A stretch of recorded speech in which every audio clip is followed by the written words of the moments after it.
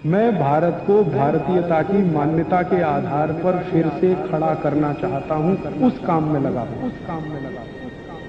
अब छाती से लेकर और जंघा तक यहां जितने भी रोग आप जानते हैं वो सब पित्त के रोग। गैस बनना, एसिडिटी होना, हाइपर एसिडिटी होना, अल्सर होना, पेप्टिक अल्सर होना, खाते समय मुंह में पानी आना या मुंह का पानी बिल्कुल सूख जाना, बार बार डकार आना, खट्टी डकारें आना, हिचकियां आना, ये सब पित्त की समस्याएं हैं, पित्त के रोग।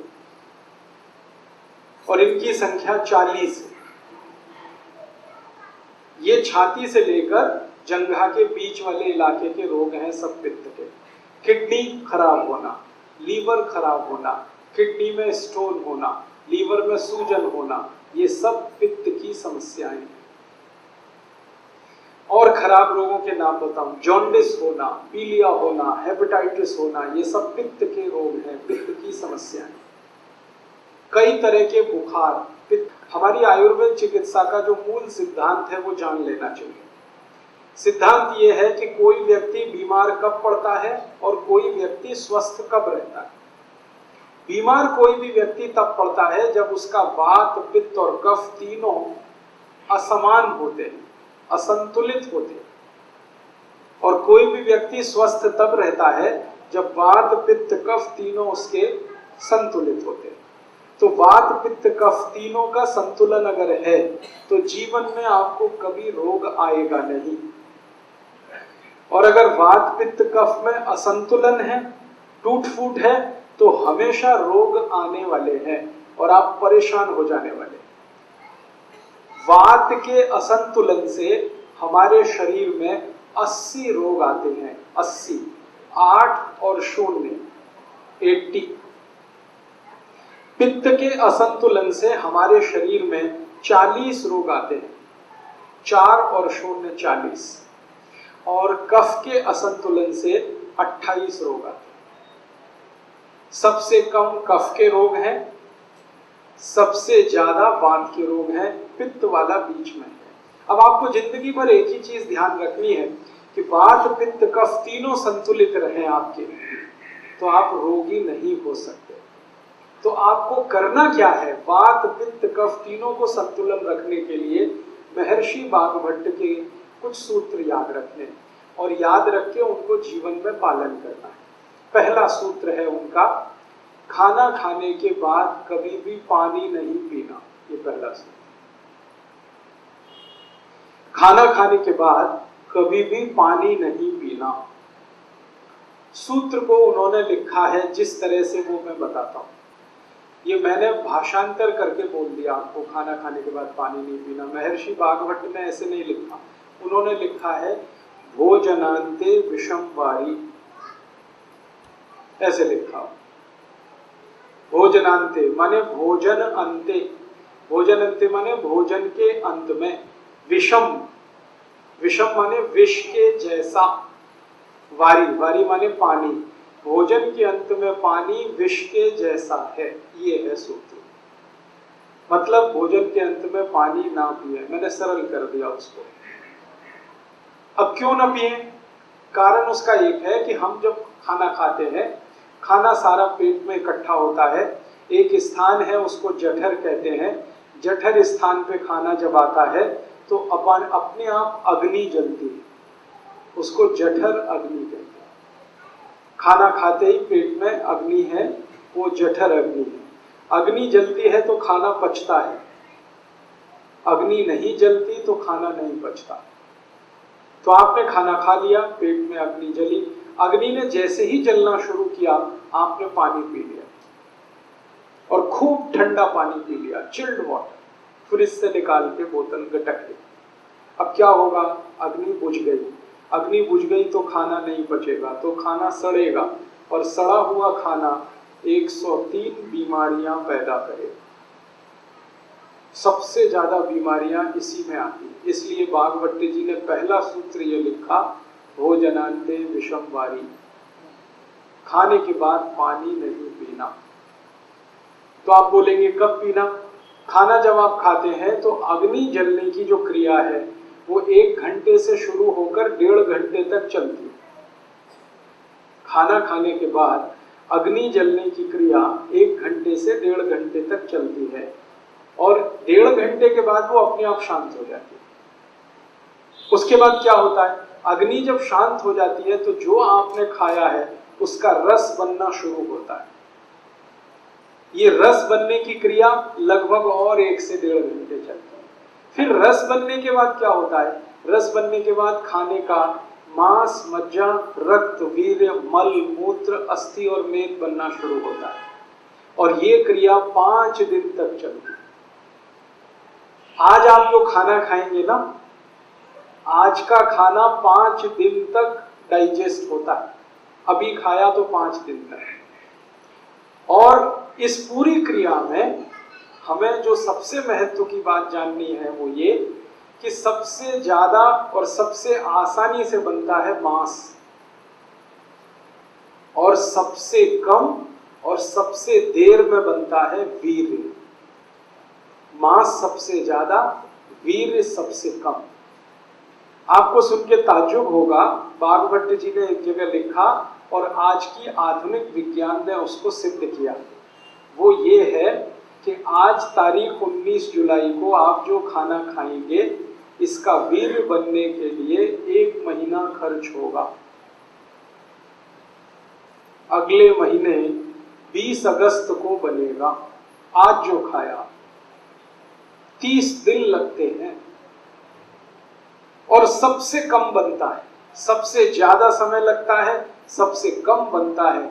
इसलिए आयुर्वेद में कहा गया वीर्य बहुत कीमती है, इसलिए उसको नष्ट नहीं कर सकते। इसलिए ब्रह्मचर्य पालन करने की कल्पना इस देश में। ये मैंने इसलिए जानकारी दी कि आप योग शिक्षक हैं, आपको पता होना चाहिए। कभी कोई बात आ जाए तो आप समझा सकते हैं। तो हमने खाना खा लिया, आग जली, खाने को पचाने के लिए 1 घंटे 30 मिनट तक जलेगी। तब तक पानी अगर आपने पिया तो आग बुझेगी। आग बुझेगी तो फिर आगे की क्रिया रुकेगी। इसलिए आगे की क्रिया ना रुके, आग ना बुझे, तो सरल बात कही गई, खाना खाने के बाद पानी ना पिए 1 घंटे से 1.5 घंटे तक। तो आज के बाद आप सभी से मेरी प्रार्थना है, आप योग शिक्षक हैं या योग साधक हैं, दोनों को ही मेरी प्रार्थना है कि इस नियम का पालन करें। खाना खाने के 1 घंटे से 1.5 घंटे के बाद पानी पिए। 1 घंटा किसके लिए और 1.5 घंटा किसके लिए? 2 शब्द मैं बोल रहा हूं, 1 से 1.5 घंटा।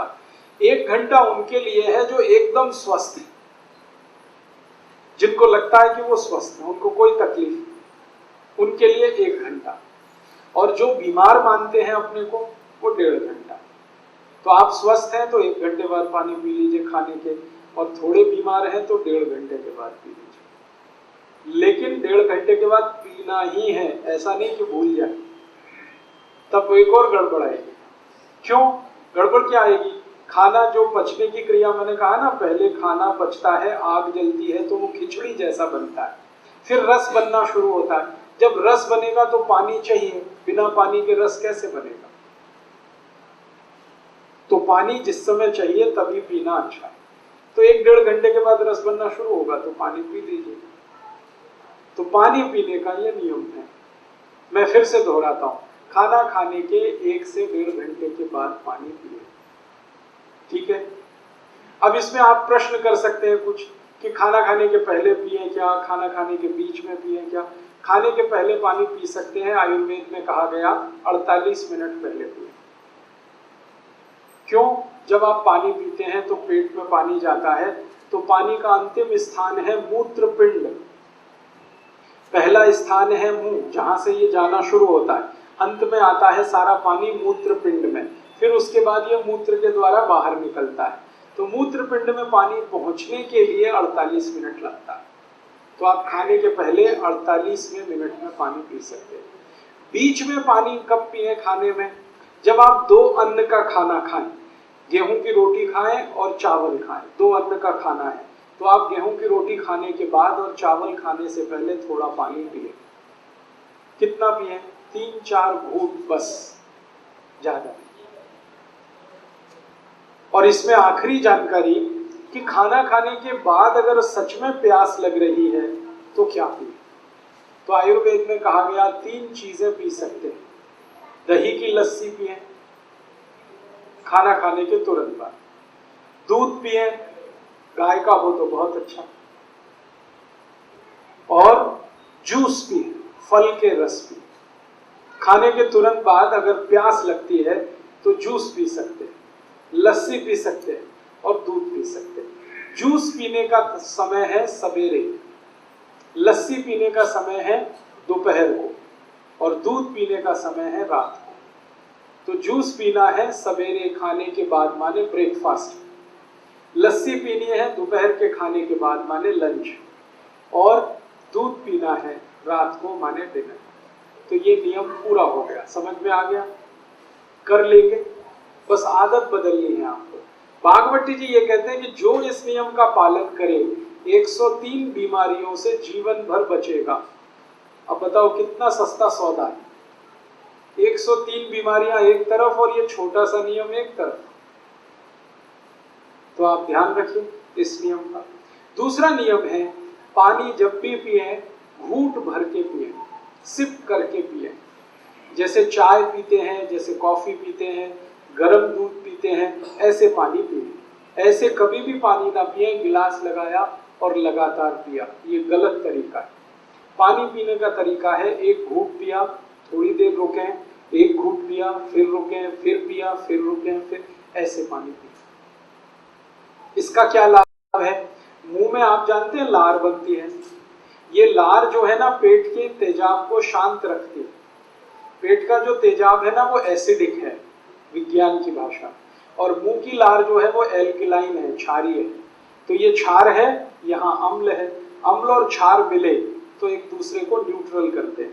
तो मुंह की लार बार बार पेट में जाए ताकि पेट का तेजाब शांत रहे, इसके लिए कहा गया घूंट घूंट पानी पिए, थोड़ा थोड़ा करके पानी पिए। ठीक है। आयुर्वेद में कहा जाता है कि जिनके पेट का अम्ल शांत रहता है, तेजाब शांत रहती है, उनको जिंदगी में रोग नहीं आते कभी। अम्लता अगर आपकी शांत है, एसिडिटी, कोई रोग आने की संभावना नहीं।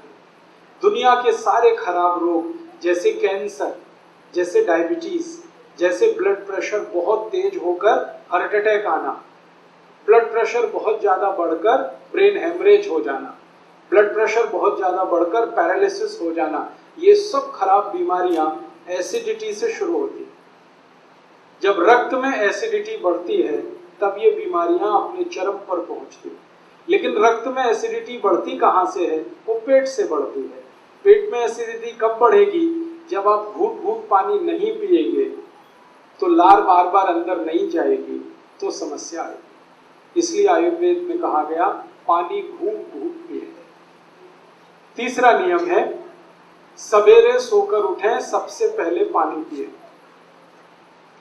वाम, स्वामी जी का आपने सुना होगा व्याख्यान, तो उषा पान की बात वो करते हैं। उषा पान का मतलब यही है उठते ही पानी पीना। हालांकि उषा पान का सही अर्थ है सवेरे 4:30 बजे उठकर पानी पीना, क्योंकि उषा का वही समय है।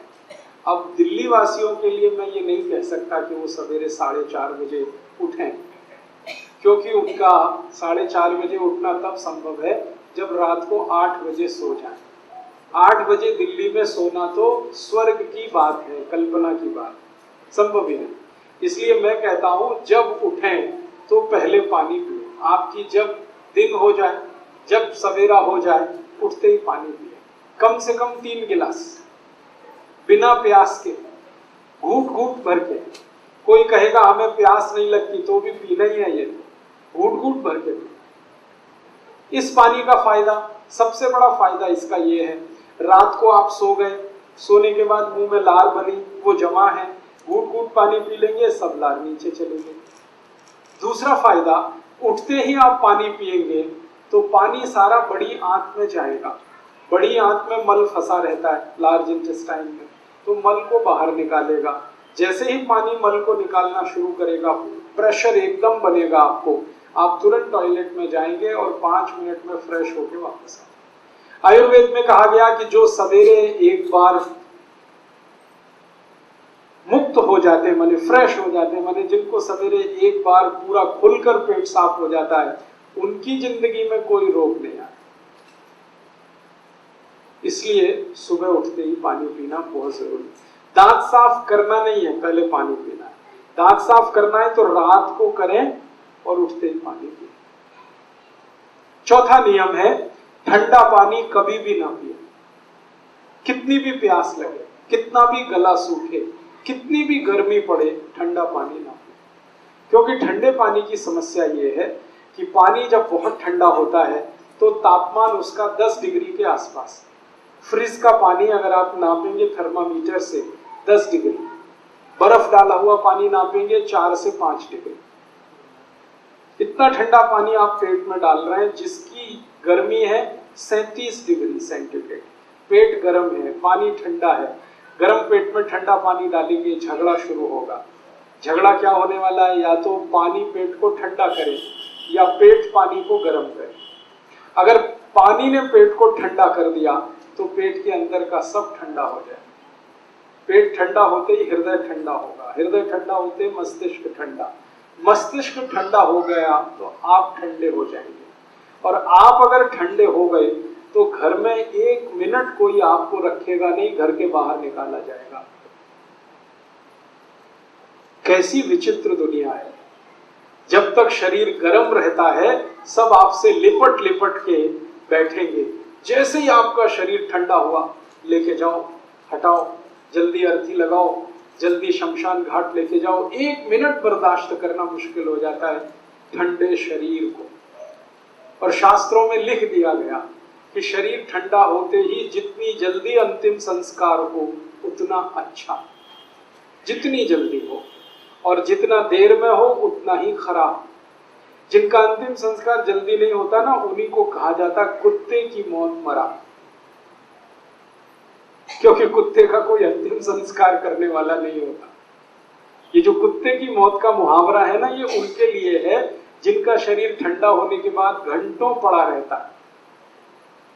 अभी तो हम जानबूझ के रखते हैं, बर्फ की सिल्लियां लाकर रखते हैं। अब मजबूरियां हैं, बेटा अमेरिका में है, बेटी कनाडा में है, तो अब कैसे आएंगे, जब तक नहीं आएंगे तब तक रखना पड़ेगा। शास्त्र के विरुद्ध है, ये नियम के विरुद्ध है। तो आपको मैं जो समझाना चाहता हूँ वो ये कि शरीर ठंडा मत होने दीजिए, इसको गर्म रखिए। तो ठंडा शरीर ना हो इसके लिए ठंडा पानी मत पीजिए। नहीं तो क्या होगा, ठंडा पानी बार बार पीते रहेंगे, शरीर में तकलीफें शुरू होंगी। उसकी सबसे बड़ी तकलीफ क्या होती है कि जब बहुत ठंडा पानी आप पी लेते हैं तो शरीर का जो पेट है वो पानी को गर्म करता है। पानी को गर्म करने में पेट को एनर्जी चाहिए, ऊर्जा चाहिए, और वो ऊर्जा ब्लड में से ही आ सकती है, खून में से आ सकती है। और खून को फिर सारे शरीर से पेट की तरफ दौड़ना पड़ेगा, तब पानी गर्म होगा। शरीर का सारा खून पेट में जाने लगे तो बाकी अंगों को खून की कमी पड़ जाएगी, और वो खून की कमी हमेशा के लिए कोई डैमेज कर जाएगी। इसलिए आयुर्वेद कहता है कभी भी ठंडा पानी गलती से भी ना पिए। ठीक है, 4 नियम हो गए। 5वां नियम है, हमेशा खाना खाएं तो चबा चबा कर खाएं। इतना चबाएं जितने आपके दांत आपके 32 हैं तो 32 बार चबाएं, ताकि अच्छे से लार मिलकर अंदर जाए और अच्छे से खाना पचे। इसके बाद 6वां नियम है कि खाना जब भी खाएं तो जमीन पर बैठ के खाएं। जमीन पर बैठने से क्या होता है, पृथ्वी का गुरुत्व बल हमारे पेट पर केंद्रित है। पेट की नाभि पर गुरुत्वाकर्षण होने से नाभि चार्ज है, नाभि के पड़ोस में जठर है वो चार्ज है, जठर के चार्ज होने से अग्नि तेज होगी, खाना जल्दी पचेगा। इसलिए बैठ के। उसके आगे का 7वां नियम है, दोपहर को जब आप खाना खाएं तो आराम जरूर करें, कम से कम 48 मिनट। क्योंकि दोपहर को खाना खाते ही हमारे शरीर का ब्लड प्रेशर बढ़ता है। एक तो सूरज की धूप होती है दोपहर को, और अंदर की गर्मी, दोनों मिलाकर ब्लड प्रेशर बढ़ता है। बीपी बढ़ेगा तो आराम ही करना पड़ेगा, काम नहीं कर सकते। तो दोपहर का खाना खा के आराम करें। सबसे अच्छे आराम करने की मुद्रा होती है लेफ्ट साइड में लेटना, बाईं तरफ करवट लेके लेटना, इसको वाम कुक्षी कहते हैं। ज्यादा नहीं लेटना, फिर मोटापा आता है। 48 मिनट तक लेटना तो अच्छा है, उसमें नींद आ जाए तो ले लेना, ज्यादा लेंगे नींद तो फिर मोटापा बढ़े, इसलिए ध्यान उसका रखना। इसके आगे का 8वां नियम है कि रात को खाना खाने के 2 घंटे तक आराम नहीं करना, 2 घंटे बाद ही करना। रात के खाने के बाद पैदल चलना बहुत जरूरी है, 1000 कदम। उसके बाद कुछ और काम करके फिर आराम करें 2 घंटे के बाद, क्योंकि रात को ब्लड प्रेशर कम होता है और कम ब्लड प्रेशर में आराम करना खतरनाक है। ऊंचे ब्लड प्रेशर में, हाई बीपी में काम करना खतरनाक है, लो बीपी में आराम करना खतरनाक है। तो इसलिए रात को 2 घंटे बाद आराम करें, दोपहर को तुरंत आराम करें। इसके बाद का 9वां नियम है, 9th, कि आप जब खाना खाएं तो 2 चीजों को ध्यान रखें, एक साथ ऐसी ना खाएं जो एक दूसरे के विरोधी। ठंडा गरम साथ में ना खाएं, दूध और दही साथ में ना खाएं, उड़द की दाल और दही साथ में ना खाएं, खट्टे फल और दूध साथ में ना लें, कटहल की सब्जी के साथ दूध ना खाएं, कच्ची प्याज खा रहे हैं तो दूध नहीं खाएं, दही में नमक डाल के ना खाएं, हमेशा दही में मीठी चीज डालें। ये आपको थोड़ा झटका लगेगा, ये क्या बोल दिया, दही में नमक ना खाएं, क्योंकि रायता तो बिना नमक के बनता नहीं है। बात ऐसी है कि ये जो दही है ना, ये जीवाणुओं का घर है। अगर आप लेंस लगा के देखेंगे तो दही में लाखों जीवाणु होते हैं, हम लोग अंग्रेजी में उनको लैक्टोबैसिलाइज कहते हैं। ये जीवाणु जीवित चाहिए पेट को, आप दही में 1 चुटकी नमक डाल दीजिए, सब जीवाणु 1 मिनट में ही मर जाते हैं। अब मर गए तो दही खाया वो बेकार, इसलिए जीवित जीवाणु दही के साथ आने चाहिए। तो कहा गया है कि दही बिना नमक के खाएं, या दही में बूरा डालें, खांड डालें, गुड़ डालें। तो बूरा, खांड और गुड़ से जीवाणुओं की संख्या बहुत तेज बढ़ती है, घटती है। बढ़े हुई संख्या के जीवाणु आपको चाहिए। आखिरी नियम है, माताओं के लिए यह नियम है विशेष रूप से, घर में खाना बनाते समय कोई भी बर्तन ऐसा इस्तेमाल ना करें जो चारों तरफ से बंद हो। हाँ, हमेशा खाना बनाने वाला बर्तन खुला हुआ हो, आधा खुला आधा बंद है तो भी चलेगा, पूरा बंद ना हो। क्यों? बाहर की हवा खाने को बनाते समय अंदर प्रवेश करनी जरूरी है। भागवत जी ने कहा कि भोजन को पकाते समय सूर्य का प्रकाश या पवन का स्पर्श, दोनों में से कोई एक चीज आवश्यक है। या तो भोजन बनते समय सूर्य का प्रकाश गिरे, नहीं तो पवन का स्पर्श हो, हवा उसमें आए। अब ये तभी संभव है जब बर्तन खुला हुआ हो। मतलब सीधा सा ये है, भागवत जी कह रहे हैं प्रेशर कुकर में खाना ना हो। अब प्रेशर कुकर भागवत जी के जमाने में नहीं था, लेकिन नियम उन्होंने तभी लिख दिया। उनको शायद ये अंदाजा था कि ये आदमी किसी न किसी दिन बना लेगा इसको। अब ये बात मैंने मजाक में कही, लेकिन ये बड़ी गंभीर बात है। ये प्रेशर कुकर का चक्कर बड़ा खराब है। आप जानते हैं प्रेशर कुकर एल्यूमिनियम का है। एल्यूमिनियम दुनिया का सबसे खराब मेटल है, धातु है, खाना बनाने के लिए और पकाने के लिए। मैंने एक सर्वे किया था आज से 10 साल पहले कि गरीबों को सबसे ज्यादा अस्थमा, दमा और टीबी क्यों होती है गरीबों को। उस सर्वे का रिजल्ट आया कि सारे गरीब लोग एल्यूमिनियम के बर्तन में खाना बनाते हैं और खाते हैं, यही उनके दमा और अस्थमा का कारण और टीबी का कारण। अब हमने घर में अगर लाया है प्रेशर कुकर, तो ये भी तो दमा और अस्थमा की बीमारी ही है। आप इसे ना इस्तेमाल करें। तो उसकी जगह क्या करें? भगोने में बनाएं दाल, कढ़ाई में बनाएं, भगोने में बनाएं। मैं सबको ये सुझाव देता हूं, प्रेशर कुकर हटा के मिट्टी की हांडी ले आए, बहुत सस्ती आती है, 20-25 रुपए की आती है। और हांडी में दाल पकाएं, हांडी में ही चावल पकाएं, हांडी में खिचड़ी बनाएं। हमारे देश में, गांव में अभी भी ऐसे ही चलता है। हांडी में भोजन बनता है, हांडी में दूध बनाया जाता है, और दूध हांडी में जब पकता है ना तो एकदम लाल सुर्ख हो जाता है। वो दूध का स्वाद ही अलग होता है। हांडी में, हाँ बताता हूँ अभी गैस पे कैसे चलेगी हांडी। हांडी में दही भी जमाया जाता, बहुत अच्छा स्वाद। आप कभी कलकत्ता जाएं तो वहां मीठा दही जरूर खाएं। कलकत्ता वाले उसको मिष्ठी दही बोलते हैं।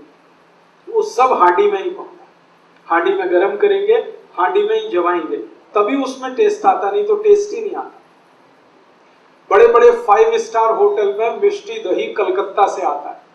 कलकत्ता में तो बहुत सस्ता है, लेकिन 5 स्टार होटल में वही 500 साढ़े 500 रुपए का हो जाता है थोड़ा दही।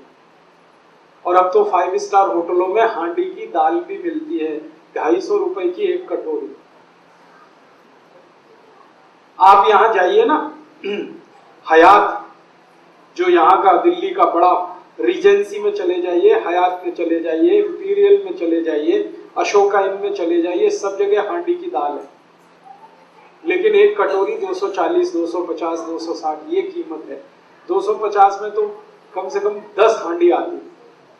लोग जाते हैं वहां खाने के लिए हांडी की दाल, लेकिन घर में हांडी लाके क्यों नहीं पकाते? तो आप कहेंगे गैस पे नहीं चलेगी, बहुत अच्छे से चलेगी।